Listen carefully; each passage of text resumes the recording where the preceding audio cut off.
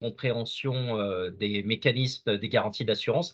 Donc, on a voulu essayer d'élargir le spectre tout en laissant la place aux échanges. Donc, n'hésitez pas, quand vous avez des questions, à rebondir, à aussi présenter peut-être des choses que vous vivez au quotidien ou les questions que vous pourriez avoir, parce que c'est un thème qui est assez vaste.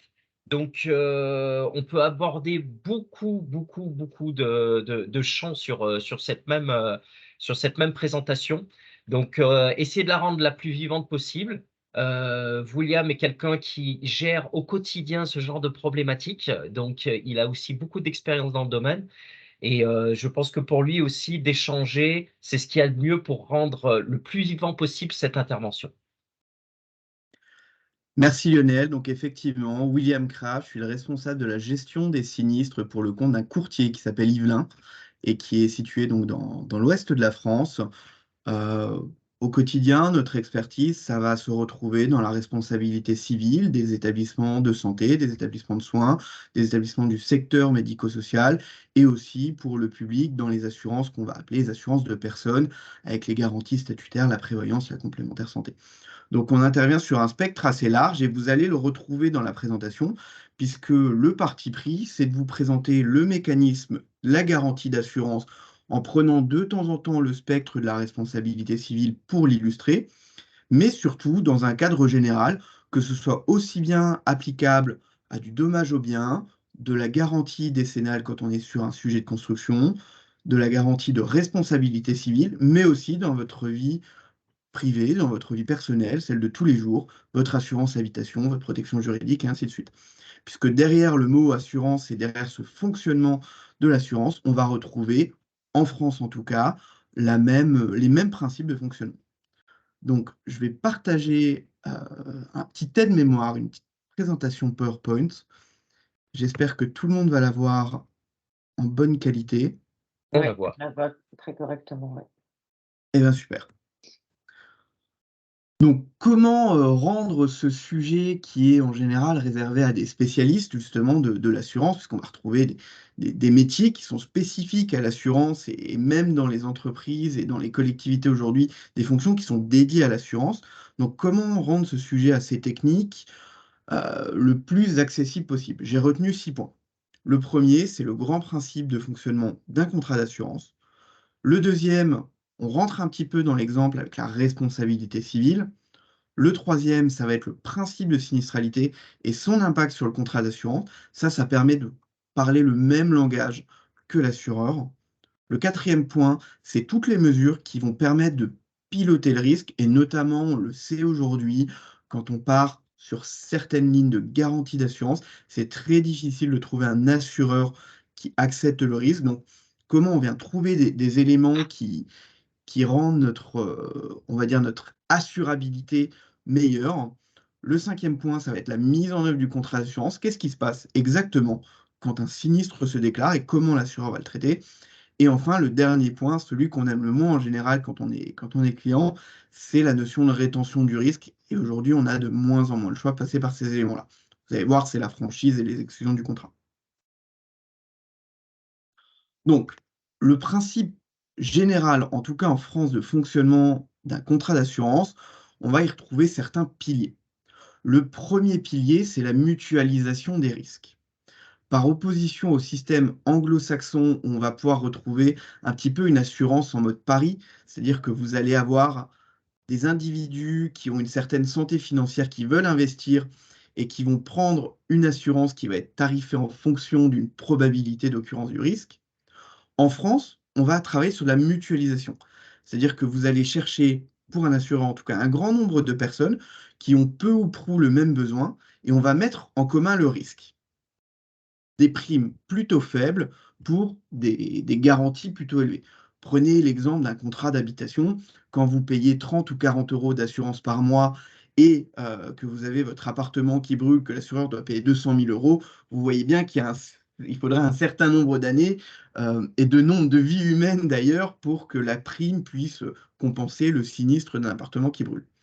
Donc, comment on répond à ça en assurance? On mutualise. Ça va être 10 000 personnes qui ont à peu près le même besoin d'assurance. On va classer en famille de risque l'habitation, l'automobile, les garanties justement de responsabilité civile, qui viennent être assurées, et l'assureur va couvrir ces 10 000 personnes, va prendre l'argent de 10 000 personnes et en rembourser que 100, 150, 200.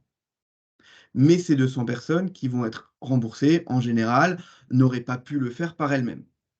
À titre perso, ce serait une faillite personnelle. On ne peut pas payer en général 2 fois un appartement. Et à titre d'entreprise, c'est pour assurer la continuité de l'entreprise. Donc ça, c'est le premier grand principe du fonctionnement du contrat d'assurance. On mutualise des risques. On ne va pas trouver un contrat d'assurance vers lequel il y a un seul assuré. Ça rentre dans des familles de risques assurés. Le deuxième principe, c'est pour que l'assureur et que l'assuré soient bien couverts, on a un principe de bonne foi. C'est-à-dire que les deux parties doivent agir avec honnêteté et transparence. L'assuré doit expliquer exactement le risque. Quand on parle de risque, on va avoir deux éléments. On va voir grosso modo l'expérience. Qu'est-ce qui s'est déjà passé dans mon risque? Dans mon habitation, j'ai déjà eu des dégâts des eaux. Dans mon habitation, il y a déjà eu des inondations, il y a déjà eu un incendie. C'est toute l'expérience autour du risque. Mais aussi l'exposition. Dans mon habitation, je partage mon adresse parce que peut-être je suis en zone sismique, je suis en zone d'exposition un peu particulière à l'amiante, je suis en zone où il y a déjà eu des effondrements. Voilà. Donc ça, c'est l'exposition. Donc l'assuré doit communiquer ces informations avec le plus d'honnêteté possible. Et en Je- contrepartie, l'assureur doit être extrêmement transparent sur les engagements qu'il va tenir. C'est-à-dire, il doit être extrêmement transparent sur les montants qui sont garantis, sur les risques qui sont exclus et sur la manière dont va se dérouler le contrat. Donc, c'est le deuxième grand principe, c'est la bonne foi. Ouais. Je me permets d'ailleurs, William, pour vous le dire, en ce moment, il y a un assureur qui a réduit l'indemnisation qu'il devait proposer à son assuré du fait que ce dernier n'avait pas déclaré le nombre de pièces qu'il y avait dans sa maison d'habitation. Je crois qu'il a déclaré 5 pièces, il y en avait 6. L'assureur a considéré que c'était une déclaration qui lui causait un préjudice et il a donc réduit l'indemnisation. Donc c'est très important, hein, ce principe de bien déclarer son risque, la bonne foi. Après, bien sûr, il peut y avoir des procès pour déterminer si ça a vraiment causé un préjudice à la compagnie d'assurance. Mais en tout cas, il faut être quand même vigilant quand on déclare son risque. Et à l'inverse, c'est exactement pareil vis-à-vis de l'assureur. C'est-à-dire que les exclusions, ce que ne veut pas prendre en charge l'assureur, ça doit être ça doit être écrit en gras, en caractère un petit peu plus gros et encadré. Ça, c'est important. Ça fait partie des engagements de bonne foi. Le troisième élément, ça va être la contractualisation au sein d'une police d'assurance. Un contrat d'assurance, il doit être matérialisé, il doit détailler les garanties, les exclusions, les franchises, tout ce qui va être les limites justement d'indemnisation quand il y en a prévu au contrat, les conditions générales et particulières dans le temps, quelle est la juridiction qui va s'appliquer, quelle est la territorialité du contrat, tout ça c'est extrêmement important. On sait que c'est rébarbatif à lire puisque ça fait des corpus qui sont certes dictés par la loi, qui sont certes très imposants, mais qui reprennent l'essentiel de ce que va couvrir le contrat d'assurance. Donc là-dessus, le meilleur conseil qu'on puisse donner pour bien comprendre le fonctionnement du contrat d'assurance, c'est de lire cette police d'assurance et l'ensemble des pièces qui viennent avec, pour bien comprendre jusqu'à où on est couvert en tant qu'assuré. Et s'il y a un écart entre ce qu'on pense couvrir, ce qu'on pense avoir transféré à l'assureur et ce qu'on souhaite réellement garder pour soi parce qu'on a la capacité financière de prendre ce risque-là. Le quatrième point, c'est qu'en France, on a une règle de non-enrichissement par l'assurance, c'est une loi, donc on est sur un principe indemnitaire. Le contrat d'assurance, il vise à indemniser l'assuré lorsqu'il y a un sinistre, dans la limite des garanties, mais aussi dans la limite du montant de ce sinistre. On ne doit pas pouvoir réaliser un gain avec de l'assurance. Là, on voit l'exemple, par exemple, sur le dommage aux biens. Vous savez, c'est ces assurances que vous avez pour vos locaux en cas de dégâts des eaux, en cas de choc avec un véhicule, en cas de choc de foudre, en cas de choc terrestre, tous ces éléments-là, où on va dire, moi je suis couvert, j'ai une police standard, j'ai une limite de garantie à 20 millions d'euros. Mais très bien, mais si la valeur de l'ensemble de vos biens ne dépasse pas 1 million d'euros, vous n'aurez pas d'enrichissement. L'assureur ne va pas payer 20 millions d'euros. Il va s'arrêter à la valeur des biens qui aura été définie avec une expertise. Ça, c'est important et c'est notamment une des limites en France à une nouvelle mode qu'on voit arriver des États-Unis qui s'appelle l'assurance paramétrique, qui vise en fait à indemniser lorsque certaines situations sont acquises. Mettons, vous avez un bâtiment qui est en zone inondable, l'assurance paramétrique, ça va être de vous dire, le jour où vous avez plus de 2000 mm de précipitation, imaginez vraiment un déluge, euh, l'assureur va vous rembourser quelque chose. Ça, c'est bloqué en France puisqu'on ne peut pas réaliser un gain tant qu'il n'y a pas de sinistre. Ça, c'est voilà. C'est ce qu'on appelle le principe indemnitaire. Le cinquième point, c'est la déclaration des risques. Alors, ça change un petit peu de la bonne foi, c'est-à-dire qu'il faut expliquer tous les risques et pas uniquement, si vous voulez, l'expérience de vos risques et l'exposition. On doit expliquer qu'on a telle adresse, qu'on a telle surface, et ça peut pas être omis. Parce que soit on a effectivement ce que Lionel a expliqué avant, ce qu'on appelle une règle proportionnelle de prime, mais on peut aussi avoir des refus de garantie pour omission de déclaration. On va le retrouver beaucoup sur les garanties de prévoyance, et notamment à titre personnel sur les assurances de crédit immobilier. On vous demande un questionnaire de santé. Si malheureusement vous décédez et que l'assureur se rend compte qu'il y a une maladie que vous n'avez pas déclarée, ben, ça peut assez mal se passer. Il peut y avoir des refus d'indemnisation. Vous imaginez bien les situations que ça peut créer. Souvent, on le retrouve beaucoup sur le particulier, cette fausse déclaration et cette omission. Et c'est souvent par peur de se dire, bah, je ne vais pas être assuré. Non, il faut vraiment bonne foi et déclaration exhaustive des risques pour être couvert au juste niveau. Le sixième point, c'est qu'il y a un principe de déclaration de sinistre.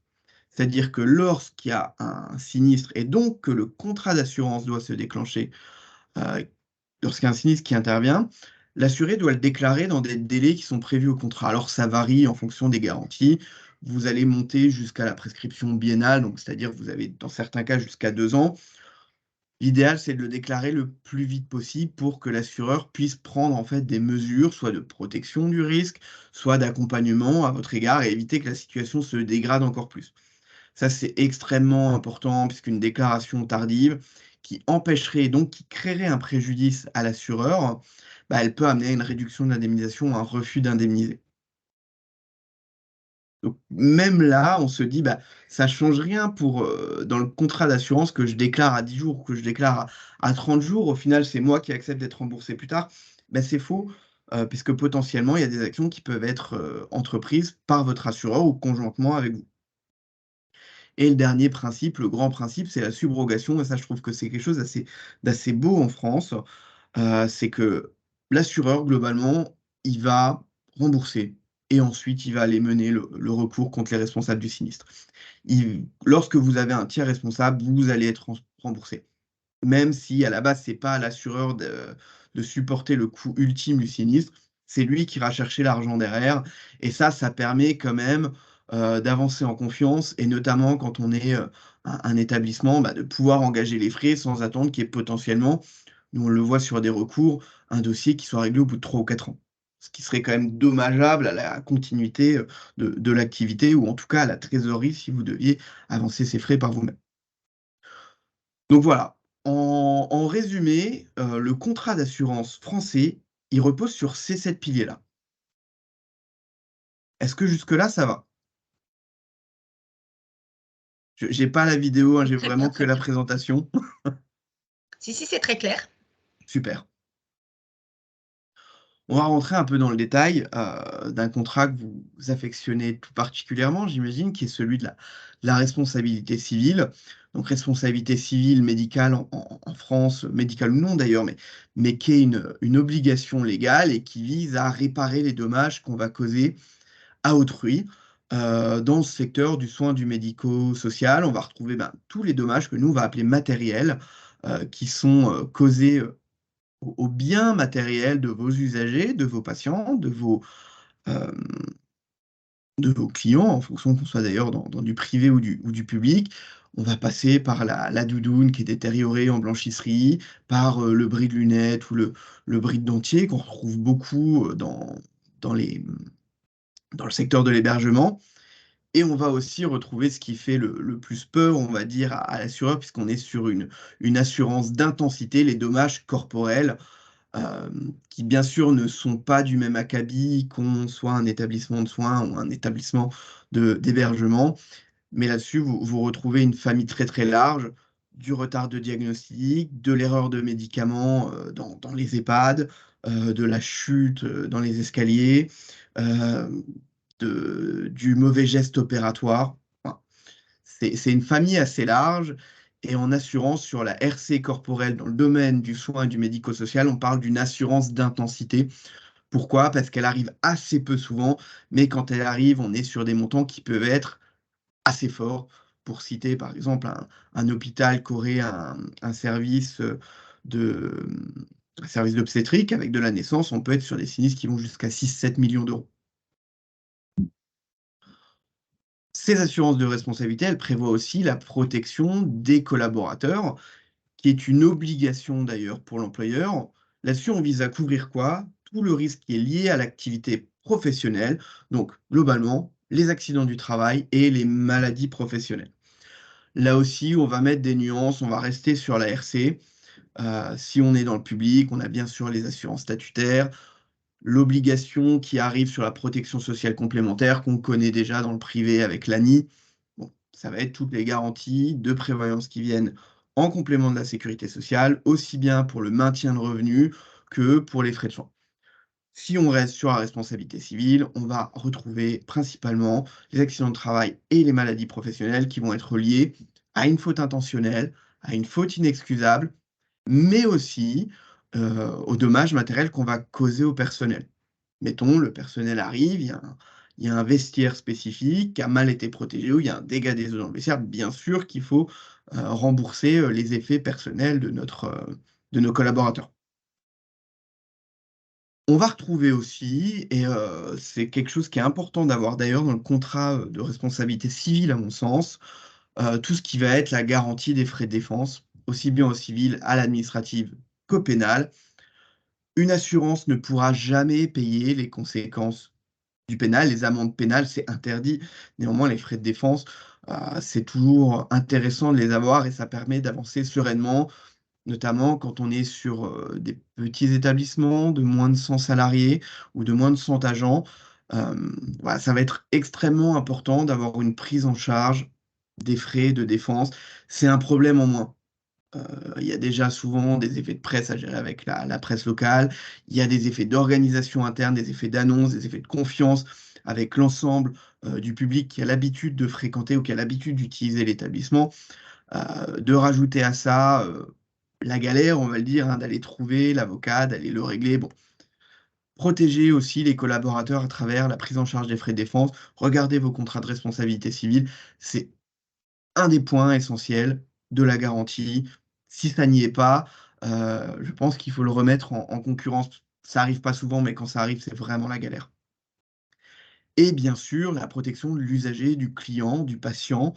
Là, on va retrouver l'ensemble des dommages qu'on peut faire subir aux patients, aux résidents, lors d'un accident, une erreur de traitement, les fautes professionnelles, aussi bien leurs biens, c'est-à-dire les éléments avec lesquels ils viennent, et encore plus quand vous êtes en EHPAD et que vous avez des patients qui sont GIR 2, GIR 3, on est complètement responsable de leurs biens, que le dommage qu'on peut causer à leur personne en geste opératoire ou sur des EHPAD, des inversions de médicaments, des traitements mal ordonnés, un retard de prise en charge parce on n'a pas géré, organisé les rendez-vous chez le médecin.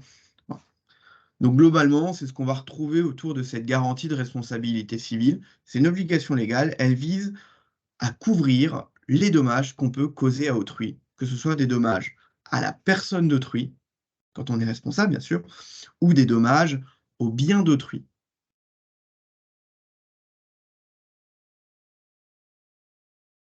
Le troisième point dont on voulait parler ce matin, c'est la sinistralité.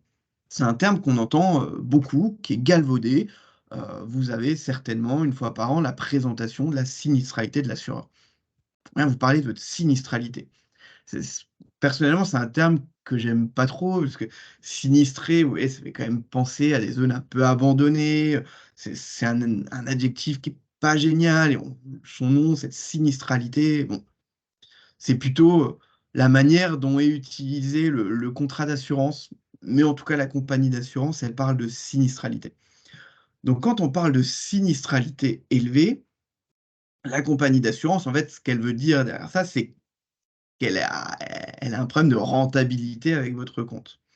Globalement, elle peut être déficitaire. Quand on va parler de sinistralité, on va le redéfinir un peu. C'est-à-dire qu'elle encaisse beaucoup moins de primes que ce qu'elle a remboursé de sinistre sur votre compte ou sur votre ligne de risque. Ou alors, elle peut être trop exposée. Et ça, c'est important aussi. On le voit beaucoup en dommages aux biens aujourd'hui. Je pense notamment à nos amis du Sud-Ouest. Quand vous êtes un EHPAD dans le Sud-Ouest, vous avez potentiellement du bâtiment historique. Malheureusement, vous êtes en zone inondable et en plus, vous avez des sécheresses et des pluies. Donc, autant dire que pour les sols et pour le bâti, c'est pas génial. La compagnie d'assurance, elle va venir vous parler de sinistralité potentiellement élevée parce qu'en fait, vous êtes très exposé, même si vous n'avez jamais eu de sinistre par le passé. Voilà. Bon, on va le résumer à 4 items pour vraiment le vulgariser. Le premier item de la sinistralité, c'est l'équilibre technique. Un équilibre technique, quand une compagnie d'assurance vous dit vous êtes à l'équilibre techniquement, c'est que globalement, les primes qu'elle a encaissées lui ont, pour votre compte, permis de payer les prestations, mais aussi les frais de gestion et les frais de distribution. C'est-à-dire que pour régler des sinistres, il faut rémunérer du personnel qui est formé à régler du sinistre. Donc ça en fait partie. Il faut aussi, bien sûr, rémunérer le chargé de compte, le commercial qui vient vous voir, qui vient apporter son conseil. Et tout ça, ça rentre dans un package. On vient dire le sinistre, le coût des sinistres, plus le coût du fonctionnement interne, donc les frais de gestion et les frais de distribution.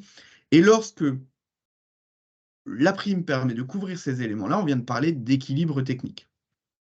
Pourquoi c'est essentiel pour un assureur?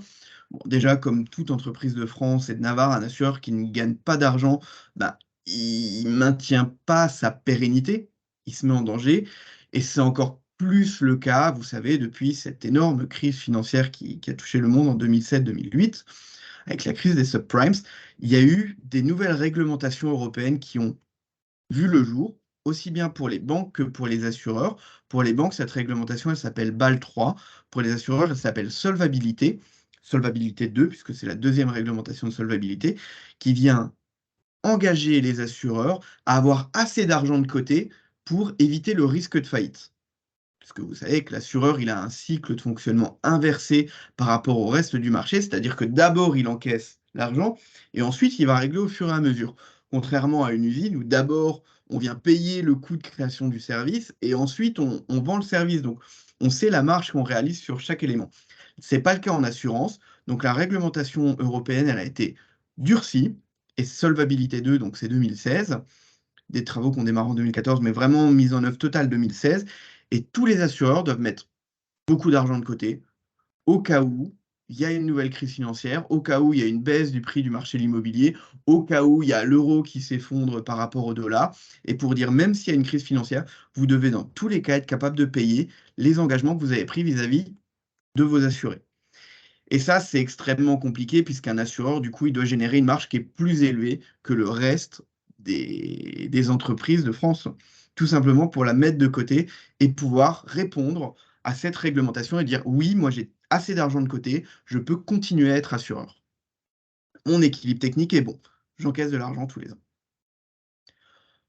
Le deuxième sujet, celui-ci, vous en avez certainement l'habitude, c'est le ratio sinistre à prime. Là, c'est ce qu'on vient vous présenter sous forme de pourcentage. Ça vient traduire l'équilibre technique en forme de pourcentage une fois par an. On vient vous dire une fois par an, bah là, vous êtes à 80% de S sur P, sinistre sur prime. Quand c'est un mutualiste qui vient vous le présenter, il va vous parler de P sur C, de prestations sur cotisation.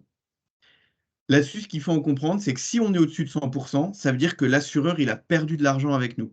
Donc, il y a de grandes chances qu'il vienne présenter une majoration. Si on est en dessous de 100%, c'est-à-dire que l'assureur, il a gagné de l'argent. Mais potentiellement, et c'est là où ça peut être traître, je pense notamment aux dommages aux biens, un assureur qui est au-delà de 50-60%, en sinistre surprime, en dommages aux biens, il va proposer une majoration. Parce qu'en fait, il doit créer des marges tellement fortes aujourd'hui pour faire face aux intempéries, à la sécheresse, au changement climatique, que s'il est à peine à l'équilibre, il se met en danger et dans 5 ans, il va perdre beaucoup trop d'argent et il ne pourra plus continuer à assurer. Donc ça, c'est assez traître. Il faut savoir que l'équilibre technique, c'est 100%, et en fonction des risques, l'assureur, il va majorer à partir de 50%. Sur du risque de fréquence comme la complémentaire santé ou la prévoyance, il va commencer à majorer à partir de 95%. Et dans certains cas, quand on a des retournements de marché, c'est-à-dire qu'on a beaucoup d'assureurs qui veulent prendre le même risque, on l'a vu, on le voit par exemple sur des garanties d'essai sur l'individuel, ce qu'on va appeler les garanties des accidents de la vie. Un assureur, il peut accepter de ne pas majorer même à 150% parce qu'il y a une concurrence très forte sur le marché et qu'au final, il arrive à s'équilibrer avec d'autres lignes de risque. Donc, ce qu'il faut retenir, sinistre sur prime, une fois qu'on est au-delà de 100%, ça veut dire que l'assureur a perdu de l'argent. Vous avez à peu près toutes les chances du monde d'avoir un redressement tarifaire. En dessous, ça veut dire que l'assureur a gagné de l'argent. Et là aussi, faut bien écouter quand il vient vous expliquer qu'à 80%, il va faire une majoration. Regardez sur la ligne de risque, essayez de vous renseigner sur la ligne de risque sur laquelle vous êtes. Effectivement, sur des risques qui sont compliqués à assurer, au-delà de 50-60%, vous allez avoir une majoration. Sur des risques communs, à 80%, la majoration, elle se négocie. Santé, prévoyance, ça se négocie. Ensuite, le troisième point, ça va être la notion de fréquence et d'intensité. Donc là aussi, ça fait partie de la négociation que vous allez avoir avec l'assureur. On peut très bien avoir un S sur P, comme on l'a vu avant, dégradé une année parce qu'on a 300%, parce que l'assureur a dû payer un sinistre qui représentait 3 fois la prime. Mais dans les années précédentes, il n'y a pas eu de sinistre et on a mis en œuvre des moyens qui permettent de réduire le risque d'apparition d'un nouveau de ces sinistres. Donc là, on a été sur un sinistre d'intensité, ça compte, il faut l'expliquer. Non, on n'a eu qu'un seul sinistre, on est sur de l'intensité, c'est un événement exceptionnel, c'est le rôle de l'assurance. Là où ça devient plus difficile, c'est quand on a de la fréquence, quand on a des sinistres qui se répètent. Et là-dessus, moi, je ne peux que vous engager à regarder vous-même ou avec un conseil la tendance de votre fréquence de sinistralité. Bah tiens, j'ai déclaré 5 sinistres en 2019, j'en ai déclaré plus que 4 en 2020, plus que 3 en 2021. La tendance, elle est plutôt positive, ça compte. Donc fréquence et intensité, c'est les autres termes qui viennent s'ajouter à la sinistralité. Donc vous regardez le résultat global des courses, votre S sur P en pourcentage, et vous regardez si c'est plutôt de la quantité ou s'il y a eu un événement exceptionnel. Et enfin, on ne peut pas passer à côté ce provisionnement qui est la traduction en fait par l'assureur des sommes qu'il va mettre de côté pour faire face aux dépenses futures. Il y a plusieurs choses. Vous pouvez très bien avoir déclaré un sinistre. Dans le bilan que va vous faire l'assureur, dans l'année, il va vous dire bah, aujourd'hui j'ai payé que 2 000 €, mais j'ai mis 8 000 € de côté parce que j'estime que c'est ce qu'on va payer plus tard. Ça, c'est important. Faites le cas, faites l'exercice quand vous avez des gros sinistres, de voir cas par cas avec votre assureur ce qu'il a provisionné et potentiellement comment vous pouvez travailler dessus. Quand vous avez un dégât des eaux et que peut-être l'expertise est datée, que vous avez des nouveaux éléments, que vous avez en fait un nouveau personnel qui est en capacité de mener une partie des travaux et donc ça va réduire le coût de ce sinistre, il faut en parler aussi régulièrement avec votre assureur parce que si l'assureur sait qu'il va payer 2 ou 3 000 € de moins, il va l'impacter directement sur le contrat et sur la sinistralité et donc vous réduisez le risque d'avoir une majoration tarifaire. C'est les 4 items que l'assureur va suivre quand on parle de sinistralité. Est-ce qu'il est à l'équilibre? Quel est son ratio en pourcentage? Est-ce que c'est de la fréquence ou de l'intensité? Et à combien s'élèvent les provisions? Le provisionnement, l'argent qu'il a mis de côté pour faire face justement à ce qui doit encore être payé. Comment on peut travailler justement sur tout ça? Ben, en mettant en place des mesures de pilotage du risque et des risques au sens large d'ailleurs. Le pilotage des risques aujourd'hui, c'est devenu un peu une grande mode qu'on va retrouver chez les assureurs, chez les intermédiaires d'assurance, donc les courtiers, les mandataires, mais aussi dans les établissements, que ce soit du secteur du soin, du secteur du médico-social. Pourquoi? Parce que ça permet d'améliorer, de un, la qualité de service qu'on va apporter, et ça permet de réduire l'exposition aux risques sur toutes les branches d'assurance. Et d'ailleurs, sur toutes les branches, on peut être très bien propre assureur quand on a une franchise, c'est-à-dire qu'on peut s'assurer en dommage aux biens et dire je garde à ma charge tous les sinistres qui sont en dessous de 5 000 euros. Bah, l'intérêt de la démarche de piloter ces risques et de mettre en place des moyens de pilotage des risques, c'est de dire que pour moi aussi, ça me coûte moins cher. Et donc, c'est plus acceptable au quotidien. Je vais avoir moins de problèmes et donc d'argent à sortir pour des contentieux ou pour des sinistres. Donc, pour le pilotage des risques, globalement, je vais vous parler d'abord du rôle de l'assureur et ensuite du rôle de l'établissement. Pourquoi? Parce que quand on parle de gestion, de maîtrise, de risk management, faut savoir que globalement, il y a 4 actions qui sont possibles. Il faut déjà bien sûr, comprendre son risque, il faut l'estimer, il faut le cartographier et une fois qu'on connaît bien son risque, on a 4 actions qui sont possibles.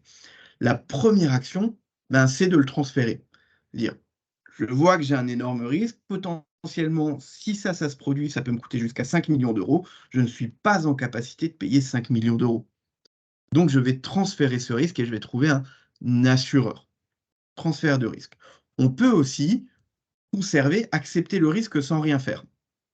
C'est ce qu'on va retrouver sous les franchises, par exemple, ou globalement, quand on a des contrats qui n'ont pas d'obligation d'assurance, comme la protection juridique, ben, on peut accepter de conserver ce risque-là. Ou alors, on peut accepter de n'assurer qu'une partie de nos risques et d'en conserver une autre partie.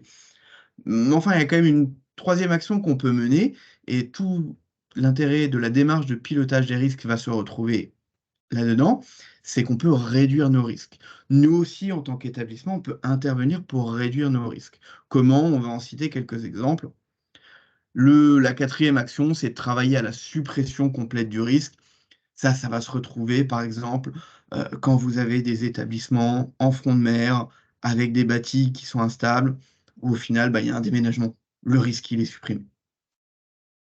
Le rôle de l'assureur, dans ce process de pilotage des risques, c'est quoi? Bah, c'est de vous aider à évaluer vos risques. C'est-à-dire qu'on ne peut pas proposer un contrat d'assurance sans avoir un minima évalué des valeurs, des expositions, comprendre ce qui s'est passé dans le passé, comprendre comment fonctionne un établissement, qui sont les personnes qui travaillent dans l'établissement, quelle est la qualification du personnel. Et j'irai même beaucoup plus loin aujourd'hui, quels sont les dispositifs de sécurité, quelles sont les démarches de prévention qui sont mises en place au sein de l'établissement. Enfin, tout ça, l'assureur, il doit pouvoir aider son assuré à l'évaluer. Son deuxième rôle, c'est de vous chiffrer ce risque-là. C'est-à-dire, vous ne souhaitez pas conserver, je vais reprendre mon exemple, cette exposition de 5 millions d'euros à un risque. Bah, l'assureur, son rôle, c'est de vous dire ça coûterait tant par mois ou par an de nous transférer ça, pour que vous puissiez faire votre calcul. De dire, oula, si ça arrive, je ne sais pas, j'ai une chance que ça arrive tous les 10 ans. Si ça arrive, ça me coûte 5 millions d'euros, l'assurance me coûte tant. Quel est le risque que je suis prêt à accepter? Est-ce que la tarification que me propose l'assureur, elle est cohérente par rapport à ce transfert de risque? Et son troisième rôle, et ça se développe de plus en plus, c'est de vous fournir des conseils et des recommandations pour vous aider à mettre en œuvre toutes ces mesures de prévention, de gestion des risques. L'avantage de l'assureur par rapport à l'établissement, c'est que normalement, il connaît beaucoup d'établissements. Donc, il a une expérience et il est plus au fait de certaines bonnes pratiques. Il peut avoir participé à des expérimentations ou à des tables rondes chez certains autres clients et il doit pouvoir vous en faire bénéficier. Donc, l'avantage de transférer des risques, c'est pas uniquement de pouvoir passer à un autre en contrepartie d'une prime un engagement financier, c'est aussi de pouvoir bénéficier du conseil et de l'accompagnement de l'autre, qui en fait fait ça au quotidien et qui a la gestion potentiellement de 1000, 10 000 établissements. Pour l'établissement, il y a certains facteurs de risque, si on des facteurs de réduction de risque, pardon, qui sont, à mon sens, à mettre en avant. Pourquoi? Parce qu'aujourd'hui, il y a certaines assurances qui sont de plus en plus dures à souscrire. Je pense notamment voilà, aux dommages aux biens dans les zones côtières, aux dommages aux biens dans les zones inondables, à la responsabilité civile dès que vous avez des actes chirurgicaux. Dans le domaine de l'hébergement, la responsabilité civile du mandataire social quand on est dans le privé, avec notamment l'affaire Orpea, bon, bah, ça a pu refroidir des assureurs. Ouais, c'est des risques qui deviennent compliqués à couvrir. Et donc, on a tout intérêt à travailler sur la présentation de l'établissement et sa manière dont il va couvrir les risques.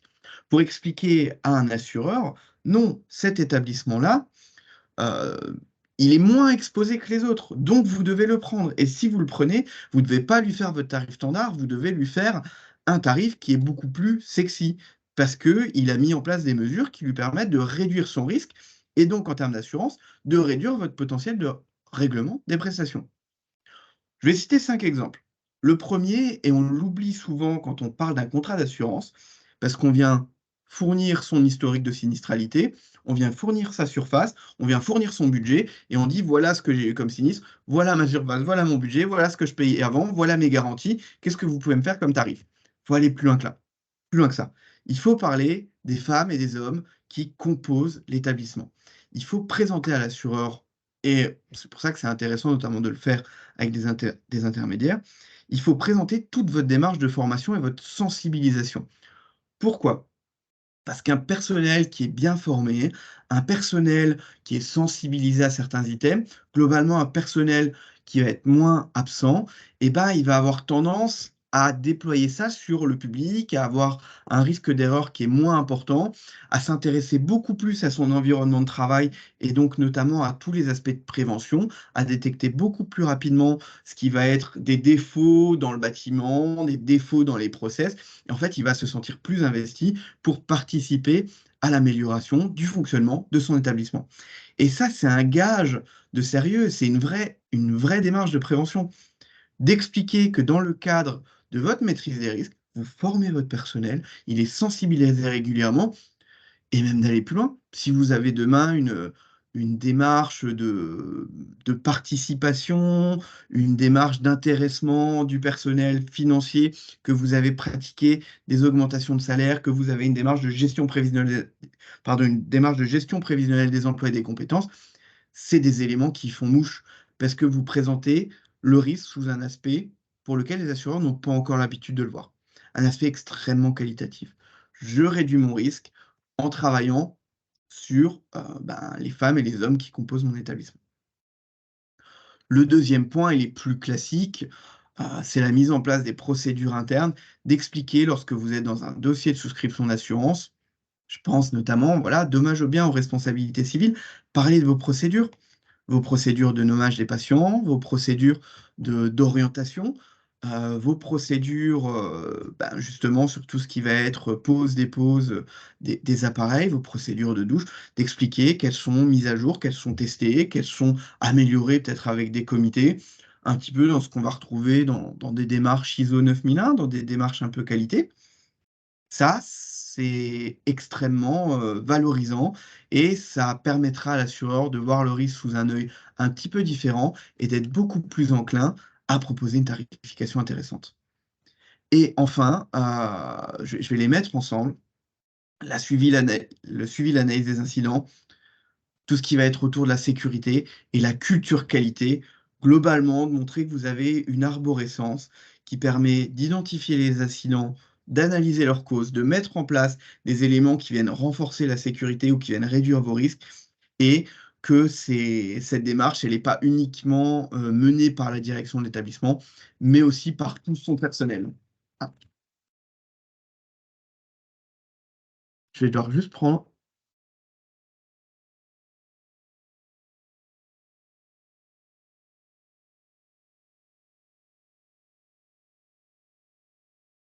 Je me permets de reprendre la main pendant que William est Oui. occupé. Donc, On a vu qu'il avait pris un appel là. donc effectivement, il est intéressant de sortir un peu du cadre que du risque comme on le connaît, superficie, effectif, avis de la commission de sécurité. C'est vrai que tout ce qui est autour, ça peut avoir une incidence sur la présentation de votre risque quand nous, par exemple, en tant que courtier, on présente la risque auprès des compagnies.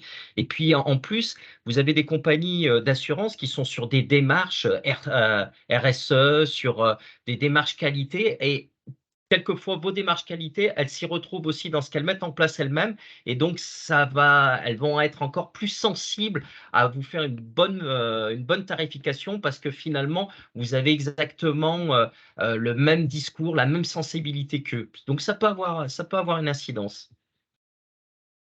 Tout à fait. Et de plus en plus aujourd'hui, là-dessus, cette stratégie de pilotage des risques, vous devez montrer que vous la pilotez et que c'est pas quelque chose qui est subi. Pour la gestion du sinistre, on retrouve 5 grandes étapes. La déclaration du sinistre, je vais repasser rapidement.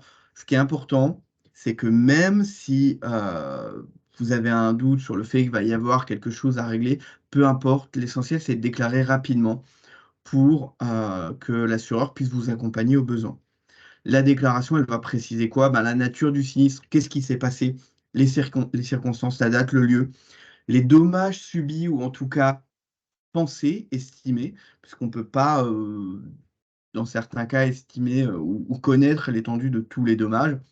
Ça va être le cas quand on a une canalisation souterraine qui lâche, on ne peut pas connaître le dommage au bâti, par exemple. C'est très compliqué avant l'intervention d'un expert et du matériel dédié. Et bien sûr, les coordonnées des personnes impliquées. Donc, dès que vous avez un élément qui est censé rentrer en compte dans le contrat d'assurance, retenez ça. La nature, circonstance, date, lieu, le dommage subi ou son estimation et les personnes qui ont été impliquées. Derrière, l'assureur, au plus rapidement, il va mener un process d'évaluation qui va amener au provisionnement d'ailleurs du dossier, c'est-à-dire qu'il va envoyer sur place un expert. Dans le cadre de la RC, souvent ça va être un expert médical dans ce secteur du soin et du médico-social pour évaluer l'ensemble des dommages. Mais aussi, pardon, évaluer le dommage, mais aussi évaluer les parts de responsabilité, l'assurance étant bien sûr amenée à prendre en compte seulement les événements pour lesquels on est responsable. L'assureur, à la suite de cette expertise, il va aussi vous accompagner. En fait, on est dans le même camp pour définir votre stratégie de défense. Je pense à la RC principalement là. Vous avez un patient ou la famille d'un patient qui, attaque l'établissement, qui en fait fait une plainte contre l'établissement, qui a estimé un préjudice. Bah, l'assureur, il va vous aider à trouver un avocat. Il va monter le dossier de défense avec vous. Et ça, c'est extrêmement, rassurant puisque, c'est des choses qu'un assureur et que les équipes de gestion ont l'habitude de faire au quotidien. Bien sûr, on va être dans une phase ensuite de traitement du dossier, donc ça suit complètement l'évaluation. C'est là où souvent vous allez avoir des relances de pièces, des relances sur des dates, des, dates complémentaires, des visios avec votre assureur en fonction du montant du dossier. C'est la période où il y a beaucoup d'échanges pour être sûr qu'on puisse mener le dossier, le sinistre à son terme et payer la juste valeur de ce qu'on doit. La juste valeur, c'est quoi? C'est réparer le préjudice qu'on a causé à un tiers ou le préjudice que vous avez subi dans le cadre, par exemple, d'une assurance de dommages et le pourcentage de ce préjudice qui incomberait à l'assureur. Ensuite, bien sûr, il y a le règlement du sinistre. Bon, ça, vous le connaissez par cœur. Aujourd'hui, on retrouve de plus en plus de règlements en une fois, les assureurs étant plutôt peu enclins à raisonner en rente. Et le dossier est archivé. Donc, c'est-à-dire pour les sinistres les plus courants, que vous allez avoir en dommages, par exemple, qui ne touchent pas la personne, le dossier est archivé 2 ans. En général, les assureurs les gardent un petit peu plus longtemps et quand ça touche à la personne, on va être aux alentours de 10 ans. Donc même si vous n'avez plus trace, vous pouvez toujours revenir vers l'assureur qui a eu le risque à un moment donné et demander, certaines pièces du dossier. Et je vais terminer par le point qu'on apprécie en général le moins dans le contrat d'assurance, c'est le mécanisme de rétention du risque. C'est-à-dire, l'assureur, ou vous-même d'ailleurs, pouvez avoir une stratégie de ne pas prendre l'ensemble du risque. Et ça va se retrouver par deux éléments. Le premier, c'est la franchise. La franchise, c'est un montant ou un pourcentage, d'ailleurs, on peut avoir une franchise ferme ou une franchise relative, qui va rester à la charge de l'établissement lorsqu'il y a un sinistre. Souvent, on va retrouver de la valeur monétaire, 1000 euros, mais aussi, de moins en moins, c'est vrai que les assureurs préfèrent maintenant les valeurs monétaires, on retrouve aussi des pourcentages. 5% du montant des dommages subis reste à votre charge. L'assuré doit payer la franchise avant que l'assureur ne prenne en charge le reste de l'indemnisation. À quoi ça sert cette franchise? Bon, pour l'assuré, à réduire bien sûr sa prime d'assurance. Pour l'assureur, c'est un mécanisme de responsabilisation, puisque quand on a une franchise et donc des frais qui restent à notre charge, on est un peu plus enclin et on a plus d'incitation à mettre en place des mesures de prévention et de gestion des risques. Bien entendu, plus la franchise est élevée, plus l'établissement assume une part importante du risque, et plus ça augmente l'assurabilité du risque ou ça diminue la prime. Prendre un exemple, là, on a des établissements aujourd'hui. On est sur des gros établissements avec des historiques de sinistres assez forts et des expositions assez fortes qui acceptent des franchises de 100 000 euros en dommages aux biens. C'est-à-dire que tous les sinistres, tous les dégâts des eaux, les incendies, la foudre, les chocs sur le bâti, en dessous de 100 000 euros, c'est eux qui le payent. Et sans ça, aujourd'hui, ils ne seraient pas assurables. Qu'est-ce que ça les engage à faire? Eh bien, ils ont engagé des services, justement, des services généraux dédiés à améliorer la sécurité du bâtiment, dédiés à réduire et à mettre en place des mesures de maintenance qui étaient mal mises en place. Ça, c'est la franchise qu'on retrouve régulièrement. Et l'exclusion, alors celui-ci, vous ne le voyez pas forcément tout de suite sur le tableau de garantie que vous avez l'habitude d'avoir, mais je reviens à mon premier point sur la police d'assurance. Les exclusions, vous les retrouvez dans les conditions générales et dans les conditions particulières. Elles viennent exclure, comme le nom l'indique, des risques spécifiques. Il y a tout un tas d'exclusions légales en France sur l'assurance de personnes, le suicide de la personne la première année du contrat. On va retrouver le risque atomique, la participation volontaire à des émeutes. On va retrouver l'exposition au noyau atomique, en cas voilà, d'explosion nucléaire. Tout ça, c'est des exclusions un peu légales. On va retrouver sur les personnes aussi l'alcoolémie, tous ces éléments-là qui sont globalement exclus. Mais on peut aussi retrouver des exclusions spécifiques. Je pense notamment à des catégories de dommages. On exclut spécifiquement la perte d'exploitation inférieure à 50 jours. On exclut spécifiquement, et on l'a vu pendant la Covid, la perte d'exploitation qui vient en fait toucher un périmètre plus large que votre seul établissement. Donc ça, il faut bien les lire et on va les retrouver dans le contrat d'assurance, dans les conditions générales et dans les conditions particulières. Ce qu'il faut savoir, c'est que ces exclusions, comme les franchises, elles sont négociables.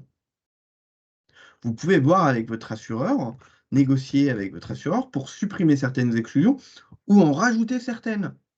Et ça va avoir un impact donc sur votre exposition au risque et donc à nouveau sur votre assurabilité et sur la prime d'assurance que l'assureur va vous consentir.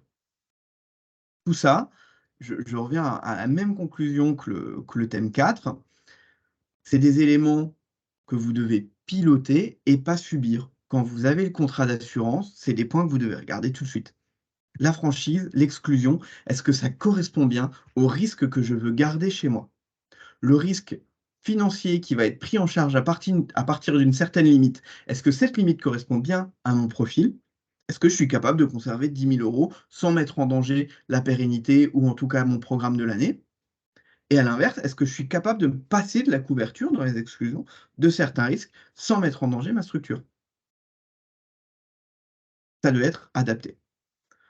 Là-dessus, le point on peut dire, c'est vrai que c'est ce mécanisme de garantie d'assurance, il est assez complexe il y a des spécificités sur chaque contrat parce qu'on ne parle pas de la même chose quand on parle de l'assurance de prévoyance complémentaire, du dommage au bien, de la flotte automobile, du cyber, de la responsabilité civile du mandataire social, de la responsabilité civile tout court.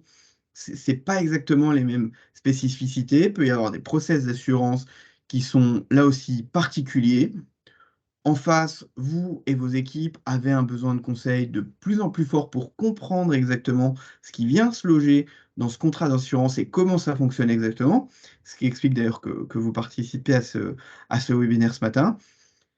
Aujourd'hui, ce qu'on voit de plus en plus, c'est des établissements qui co-construisent ces démarches avec des intervenants tiers, les courtiers d'assurance, mais ça peut être aussi des avocats, ça peut être des juristes, ou en tout cas qui ont des services spécifiques pour s'occuper des assurances, si on veut vraiment une maîtrise de ce sujet qui est extrêmement important, puisqu'une mauvaise assurance ou une absence d'assurance peut amener, dans le privé notamment, à une cessation d'activité.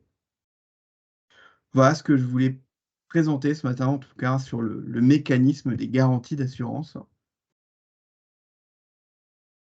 Merci William, je pense que ça a été, en tout cas pour moi, ça a été très clair, je pense pour tout le monde aussi. Lionel, est-ce que vous voulez rajouter quelque chose? Non, déjà, merci William, hein. Je ne sais pas si des personnes ont des questions, qu'elles n'hésitent pas aussi à en Tout faire à part. fait, vous pouvez ouvrir les micros, comme on l'a dit en introduction. N'hésitez pas si vous avez des questions spécifiques. Profitez-en, ils sont là, ils sont à votre disposition, que ce soit Lionel ou William, donc profitez de ce moment. Sachant qu'on fera passer quand même, Le la support. présentation qui a été faite par William. C'est vrai, juste pour rebondir sur une chose, souvent, bon, comprendre le mécanisme des garanties d'assurance et l'assurance en général, c'est pas très glamour. Mmh. Pourtant, nous, on est des passionnés chez Yvelin. Enfin, vous avez pu sans doute le sentir dans la voix de William dans sa présentation. C'est des choses qui nous intéressent, c'est des choses qui nous interpellent, c'est des choses qu'on aime mettre en avant, que ce soit les garanties, mais aussi les exclusions. Ça fait partie de notre métier de courtier, de bien vous expliquer comment vous êtes assuré. Nous, on considère que plus vous en savez, Mmh. plus il sera facile pour vous de comprendre comment ça fonctionne, comment vous pouvez faire fonctionner justement vos garanties et de mieux comprendre en fait l'exposition que vous avez au risque, comment justement piloter vos risques et vous améliorer. Et c'est vrai qu'on travaille beaucoup en fait, bien sûr, sur auditer vos risques hein, quand on vient vous voir, hein, essayer de bien travailler sur vos garanties. On fait des points de sinistralité, mais on fait aussi de la formation du transfert de compétences auprès des salariés, c'est-à-dire des moments où vous avez des salariés qui gèrent vos sinistres et qui vont changer parce qu'ils ont d'autres choses à faire, ils changent d'établissement, il y a quelquefois du turnover. Et ben, nous, on aime bien aller voir les nouveaux salariés qui vont être en place, leur expliquer comment fonctionne un contrat d'assurance et leur faire du transfert de compétences. C'est peut-être pas glamour pour la plupart des personnes, mais nous, on aime ça et on le fera avec plaisir dans le cadre de vos établissements.